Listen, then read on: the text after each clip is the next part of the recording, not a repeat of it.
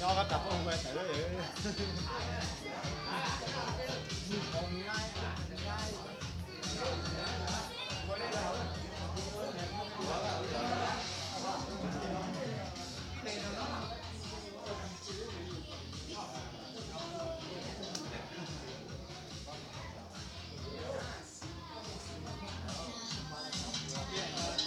Mỗi tổ đâu.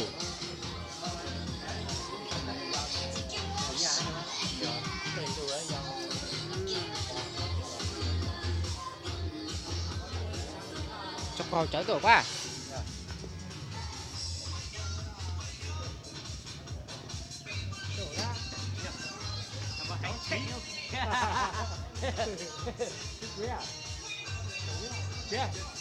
Cho con chơi trâu lên.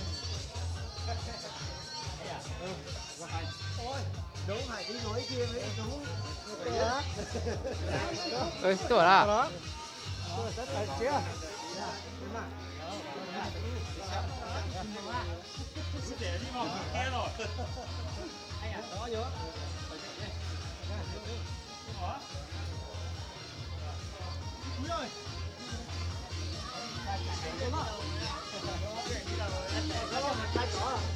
Kia là chuyển đoạn thôi. Về lại đâu? Chuyển là chúng ta đến chúng ta rồi. Chiều ở đây. Chính mới chọn đây bây giờ. Bây giờ nói về cà phê. Thế là hôm nay là nói về là từng số là